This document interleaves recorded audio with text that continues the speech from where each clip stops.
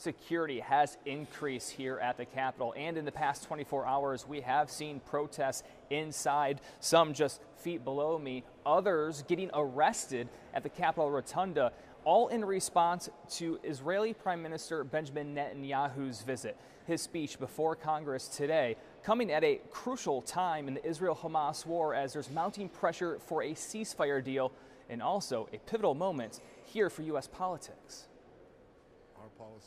Israel's Prime Minister Benjamin Netanyahu greeted by protesters in Washington as he meets with U.S. leaders ahead of his speech to a joint meeting of Congress Wednesday, while his country's war with Hamas rages on. Families of U.S. hostages held in Gaza met with Netanyahu in Washington, imploring the Prime Minister to end the war by signing a ceasefire and hostage release deal. I was in Gaza for 51 days, and I saw everything.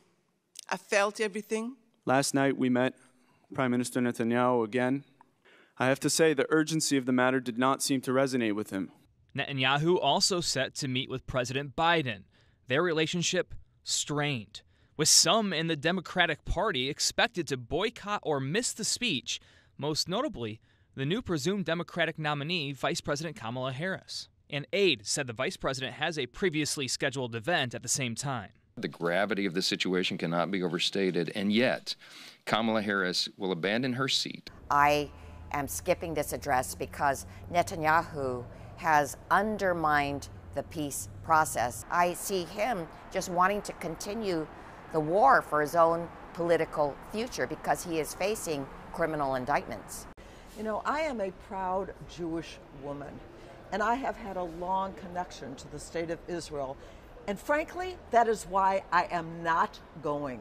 He is a danger to the state of Israel, to peace in the region.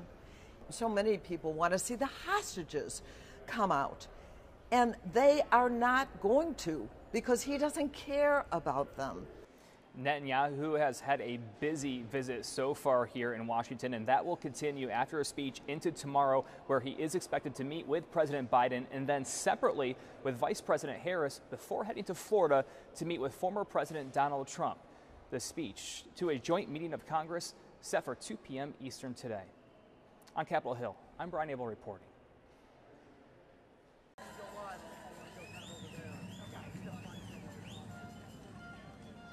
We have an update. Previously, I told you there were 4 intersections that were been blockaded by the people for Palestine. Now it's 5. Pennsylvania and 9th, Independence and 14th, North Carolina and Pennsylvania Southeast, Independence and 4th, and Union Station have all been claimed by the people.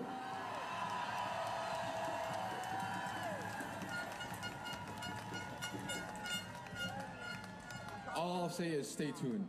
More to come. We're all here for the same reason, right? We're all here for lives that are suffering and being lost. So specifically, my motivation is that these kids who are no longer with us would have at least a few last words in the fact of their appearance, and that they would not be totally forgotten.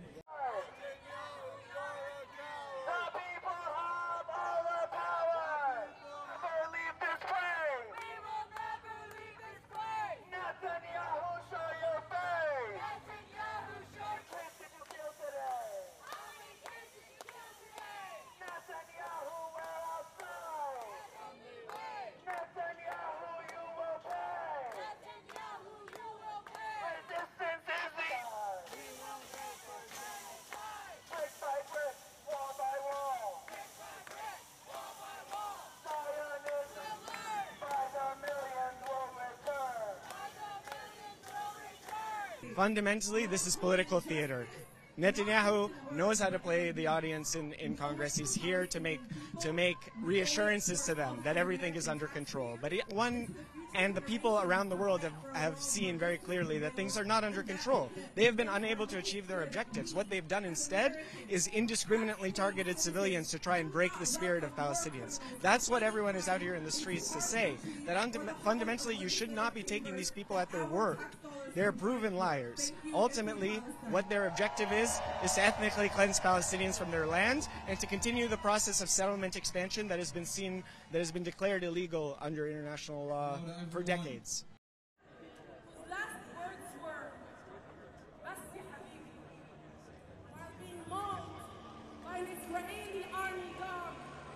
And then left to bleed to death. The memory of our Ghassan Kanafani, our Najib Ali, our Fatwa Tuqan, and his enablers, and demand his arrest. But we uplift. We don't ask for permission to end apartheid.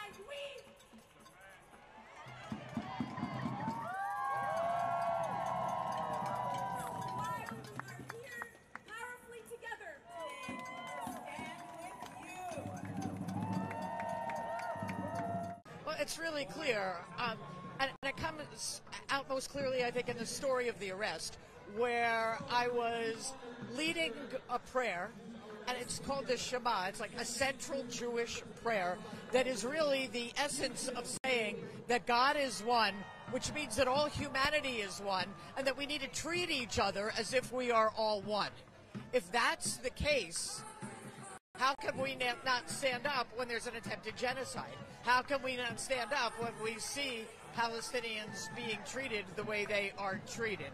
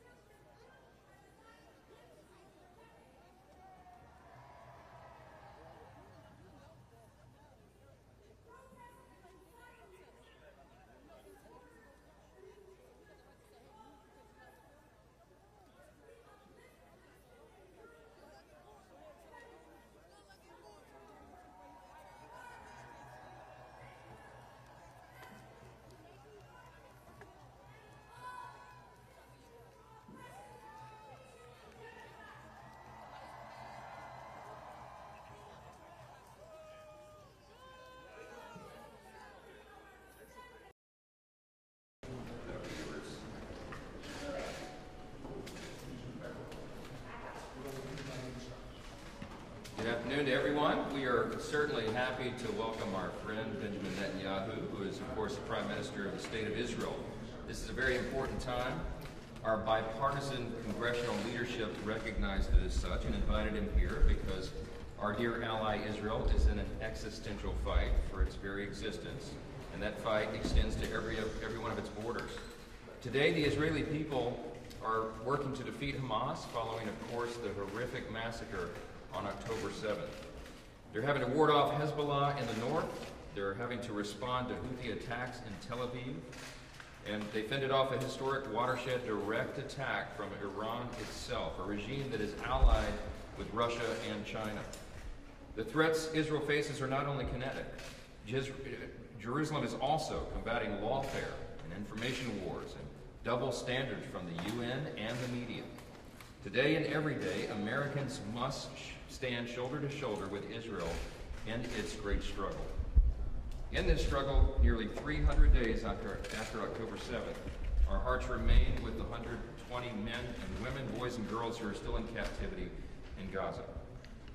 Adon, Iltai, Saji, Hirsch, Gadi, Judy, Omer, Keith, and so many others are being held deep in tunnels. We have not forgotten them or their families who so desperately want them home, and we, of course, do as well. Israel and the United States are united in our mission to bring them home. I have full confidence that we will do just that. I have to say it's providential that the Prime Minister is here today after the 17th of Tammuz. It was nearly 2,000 years ago that the most powerful nation in the ancient world laid siege to Israel and destroyed Solomon's temple. But today, the most powerful nation in the modern world is standing with our Jewish friends and the Israeli government. I'm certainly eager, as we all are, to hear from the Prime Minister, and as we hope that this 17th of Tammuz marks the last time the Jewish people lament destruction so that they can live freely and securely in their ancestral homeland. I would defer to the Prime Minister. Thank you, Mr. Speaker. Speaker Johnson, you have shown great leadership, along with the leaders of the Senate and the minority leader in the House. I appreciate the fact that you've invited me to address this great assembly, the world's greatest democracy. The Congress of the United States speaks for the American people, and the American people speak for the entire world. I very much value this opportunity to address this august forum. You said just now something that resonates throughout the ages. Almost 2,000 years ago, the Romans breached the walls of Jerusalem. On this day, almost 2,000 years ago. Well, our enemies will not breach our walls today.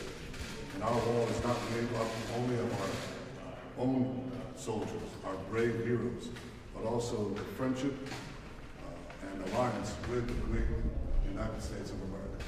That is very much expressed here today, and I thank you for giving me this opportunity. And the people of Israel, thank you for giving us this opportunity to express our common alliance. Thank you, Mr. Speaker. Thank you so much. Thank you. Mr. Prime Minister, what's your message to Democrats who are not attending your speech today?